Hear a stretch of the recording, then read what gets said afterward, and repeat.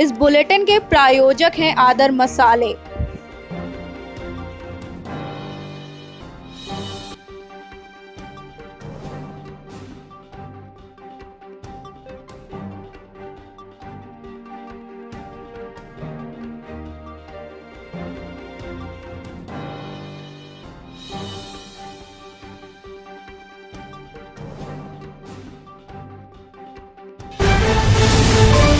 जेवर में बन रहे एयरपोर्ट को लोगो तय। नोएडा इंटरनेशनल एयरपोर्ट होगा, नाम डिजाइन के लिए करना होगा इंतजार। दिल्ली से सटे गौतम बुद्ध नगर के जेवर इलाके में बनने जा रहे इंटरनेशनल एयरपोर्ट को बृहस्पतिवार को आधिकारिक नाम दिया गया है। इसे नोएडा इंटरनेशनल एयरपोर्ट जेवर के नाम से जाना जाएगा।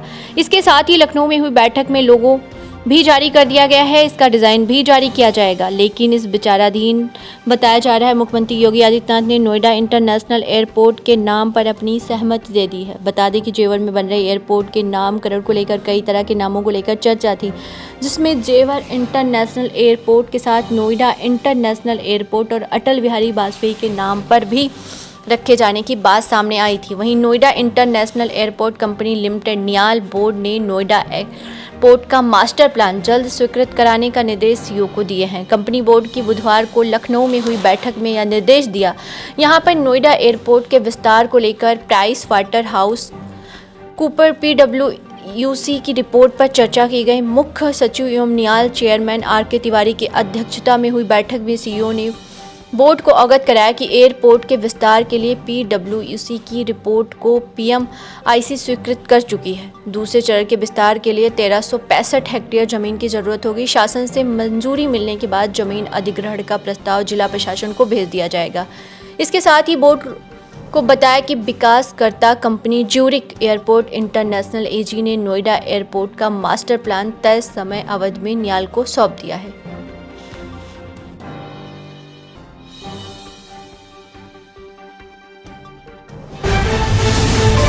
यूपी की योगी सरकार का फैसला, विश्व स्तरीय कंसल्टेंट बनाएगा अयोध्या का मास्टर प्लान। योगी सरकार की विशेष प्राथमिकताओं में शामिल रामनगरी अयोध्या के विकास की कवायद तेज हो गई है। मुख्य सचिव RK तिवारी ने अयोध्या के समग्र विकास का मास्टर प्लान बनाने के लिए विश्व स्तरीय कंसल्टेंट का चयन का निर्देश दिया है। मुख्य सचिव ने बुधवार को हाई पावर मॉनिटरिंग कमेटी के साथ लोक भवन में बैठक की। इसमें अयोध्या को एक विश्व स्तरीय पर्यटन नगरी के रूप में स्थापित करने और भव्य व समग्र विकास की योजना बनाने को लेकर चर्चा की गई। विश्व स्तरीय कंसल्टेंट के चयन के लिए अयोध्या विकास प्राधिकरण द्वारा तैयार कराए गए EOI और RFP के डॉक्यूमेंट का प्रस्तुतिकरण किया गया। मुख्य सचिव ने अयोध्या के लिए कंसल्टेंट के चयन से लेकर मास्टर प्लान तैयार करने तक का काम समयबद्ध तरीके से करने का निर्देश दिया है।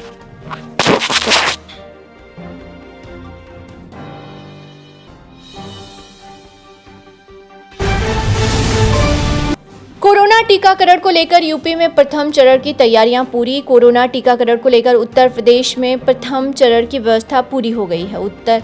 अभी 22 जिलों में वैक्सीन रखने के लिए कमरे बनाए जा रहे हैं, जहां 2.3 लाख लीटर वैक्सीन रखने का इंतजाम किए गए हैं।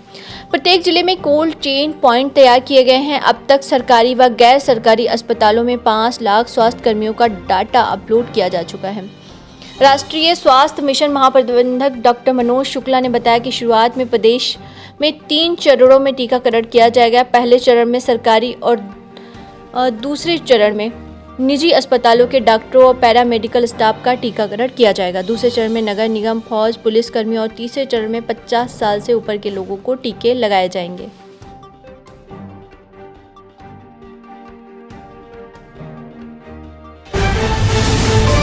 गणतंत्र दिवस के दिन रखी जाएगी मस्जिद की नींव। अयोध्या में बाबरी मस्जिद के स्थान पर बनने वाली मस्जिद का खाका इस शनिवार को सामने रखा जाएगा और इसके लिए आवंटित 5 एकड़ जमीन पर इसकी आधारशिला गणतंत्र दिवस पर रखी जाएगी।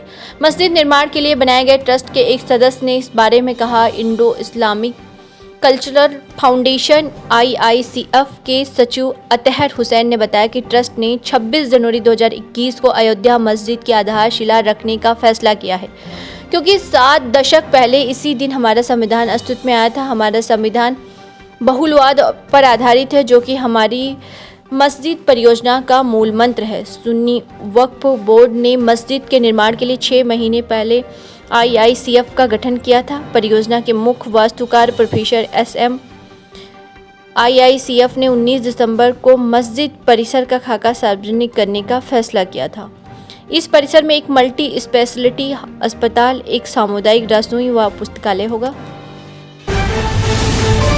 JBS संस्थान की मुख्य शाखा दुल्हदेपुर में श्री रामचरितमानस के अखंड पाठ का आयोजन। पाठ समाप्त पर आगंतुकों को भरपेट भोजन प्रसाद वितरण की व्यवस्था।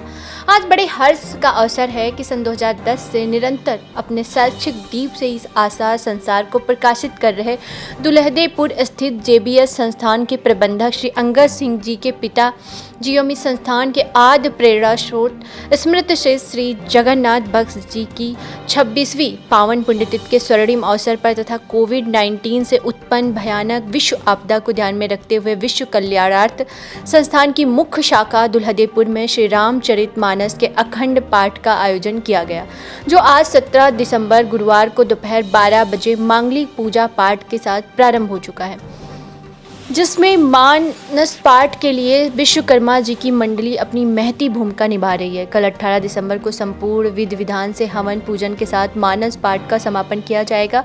तत्पश्चात महाप्रसाद वितरण होगा। संभवतः प्रसाद वितरण के तुरंत बाद आए सभी महानुभावों को माननीय प्रबंधक जी के द्वारा भरपेट भोजन खिलाने का आयोजन भी किया गया है, जिसमें आप सभी सादर आमंत्रित हैं। श्री रामचरितमानस पाठ के प्रारंभ होने के समय महान विद्वान पंडित जी महाविद्यालय के प्रबंधक अंगद कुमार सिंह जी, प्रबंधक निदेशिका श्रीमती पूनम सिंह, महाविद्यालय की प्राचार्य BV सिंह, JP दादा अनुनय सिंह, अजय द्विवेदी जी DLED की विभागाध्यक्ष श्रीमती मुदिता पाठक जी, संतोष मौर्य जी, पंडित लीलाधर मिश्र जी, दिल्ली क्राइम पत्रकार RK गुप्ता जी, दिल्ली क्राइम पत्रकार अखिलेंद्र कुमार गुप्ता, पत्रकार सोमनाथ जी व दिलसाद जी, लौकुश रोहित सहित महाविद्यालय के समस्त शिक्षक सहित अन्य बहुत से गणमान्य जन उपस्थित रहे। सिरौली गौसपुर से मोहम्मद दिलसाद की रिपोर्ट आप तक पर।